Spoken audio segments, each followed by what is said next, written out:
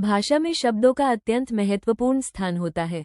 हम अपने विचारों, भावनाओं और अनुभवों को शब्दों के माध्यम से व्यक्त करते हैं। किसी व्यक्ति, वस्तु, स्थान, प्राणी, गुण, भाव या पदार्थ के नाम को संज्ञा कहते हैं। संज्ञा भाषा का एक महत्वपूर्ण अंग है, क्योंकि इसके बिना किसी व्यक्ति, वस्तु या स्थान की पहचान करना संभव नहीं है। उदाहरण के लिए, राम, पुस्तक, विद्यालय, पानी, ईमानदारी आदि सभी संज्ञा शब्द हैं। हिंदी व्याकरण में संज्ञा के विभिन्न प्रकार बताए गए हैं, जिनके माध्यम से हम किसी नाम, समूह, गुण, भाव या पदार्थ को पहचान सकते हैं। संज्ञा की परिभाषा। किसी व्यक्ति, वस्तु, स्थान, प्राणी, गुण, भाव अथवा पदार्थ के नाम को संज्ञा कहते हैं।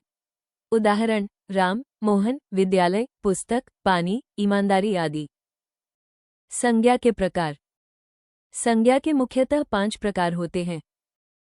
1. व्यक्तिवाचक संज्ञा। 2. जातिवाचक संज्ञा। 3. भाववाचक संज्ञा। 4. समूहवाचक संज्ञा। 5. द्रव्यवाचक संज्ञा।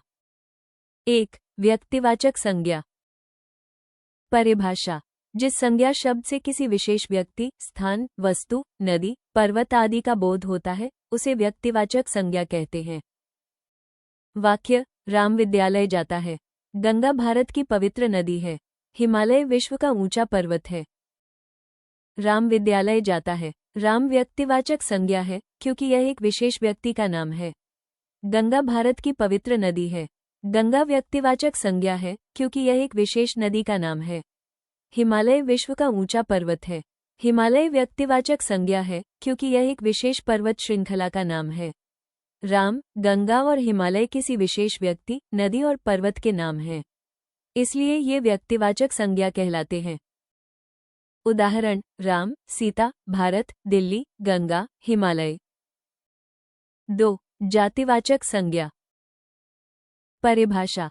जिस संज्ञा शब्द से किसी व्यक्ति, वस्तु, स्थान या प्राणी की पूरी जाति या वर्ग का बोध होता है, उसे जातिवाचक संज्ञा कहते हैं। वाक्य। लड़का खेल रहा है। शिक्षक विद्यार्थियों को पढ़ाते हैं। पुस्तक ज्ञान का स्रोत है। लड़का खेल रहा है। लड़का जातिवाचक संज्ञा है, क्योंकि यह किसी एक विशेष लड़के का नहीं, बल्कि लड़कों की पूरी जाति, वर्ग का बोध कराता है। शिक्षक विद्यार्थियों को पढ़ाते हैं। शिक्षक जातिवाचक संज्ञा है, क्योंकि यह किसी एक विशेष शिक्षक का नाम नहीं, बल्कि सभी शिक्षकों के वर्ग का बोध कराता है। पुस्तक ज्ञान का स्रोत है। पुस्तक जातिवाचक संज्ञा है, क्योंकि यह किसी एक विशेष पुस्तक का नाम नहीं, बल्कि पुस्तकों की पूरी जाति का बोध कराती है। लड़का, शिक्षक और पुस्तक किसी विशेष व्यक्ति या वस्तु के नाम नहीं है, बल्कि अपनी अपनी पूरी जाति या वर्ग का बोध कराते हैं। इसलिए ये जातिवाचक संज्ञाएं कहलाती हैं। उदाहरण, लड़का, लड़की, नदी, शिक्षक, पुस्तक, शहर। 3. भाववाचक संज्ञा। परिभाषा। जिस संज्ञा शब्द से किसी गुण, अवस्था, दशा, भाव या कार्य का बोध होता है, उसे भाववाचक संज्ञा कहते हैं। वाक्य। ईमानदारी सर्वोत्तम नीति है। बचपन जीवन का सुनहरा समय है। साहस से सफलता मिलती है। ईमानदारी सर्वोत्तम नीति है। ईमानदारी भाववाचक संज्ञा है, क्योंकि यह एक गुण, भाव का बोध कराती है। बचपन जीवन का सुनहरा समय है। बचपन भाववाचक संज्ञा है, क्योंकि यह एक अवस्था, दशा का बोध कराती है। साहस से सफलता मिलती है। साहस भाववाचक संज्ञा है, क्योंकि यह एक गुण, भाव का बोध कराता है।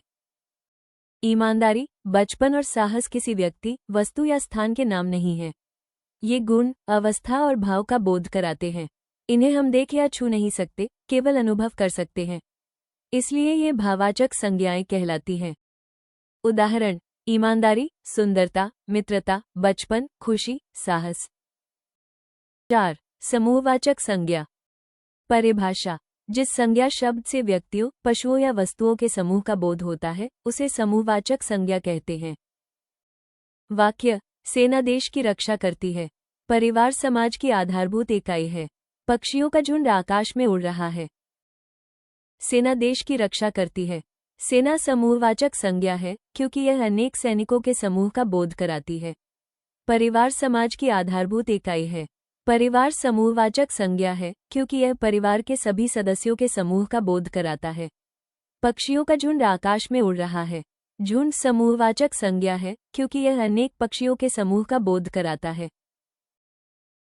सेना, परिवार और झुंड एक एक शब्द होते हुए भी अनेक व्यक्तियों, पशुओं या वस्तुओं के समूह का बोध कराते हैं। इसलिए ये समूहवाचक संज्ञाएं कहलाती हैं। उदाहरण: सेना, परिवार, कक्षा, झुंड, समिति, टोली। 5. द्रव्यवाचक संज्ञा। परिभाषा: जिस संज्ञा शब्द से किसी पदार्थ, धातु, तरल या द्रव्य का बोध होता है, उसे द्रव्यवाचक संज्ञा कहते हैं। वाक्य: पानी जीवन का आधार है। सोना एक बहुमूल्य धातु है। दूध स्वास्थ्य के लिए लाभदायक है।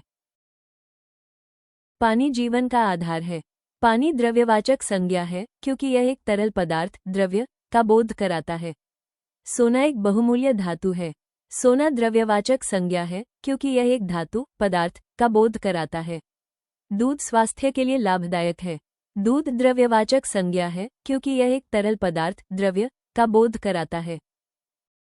पानी, सोना और दूध किसी व्यक्ति, स्थान, गुण या समूह के नाम नहीं हैं, बल्कि पदार्थों, द्रव्यों के नाम हैं। इन्हें तौला, मापा या नापा जा सकता है। इसलिए ये द्रव्यवाचक संज्ञाएं कहलाती है। उदाहरण: पानी, दूध, सोना, चांदी, तेल, लोहा। उपसंहार: संज्ञा हिंदी व्याकरण का एक महत्वपूर्ण शब्द भेद है। यह व्यक्ति, वस्तु, स्थान, भाव, समूह तथा पदार्थ के नाम का बोध कराती है। संज्ञा के प्रकारों का अध्ययन करने से भाषा का ज्ञान अधिक स्पष्ट और प्रभावी बनता है तथा सही ढंग से बोलने और लिखने की क्षमता विकसित होती है। संज्ञा मूल्यांकन हेतु प्रश्नावली। निर्देश: नीचे दिए गए वाक्यों में रेखांकित संज्ञा का प्रकार पहचानिए। व्यक्तिवाचक, जातिवाचक, भाववाचक, समूहवाचक, द्रव्यवाचक।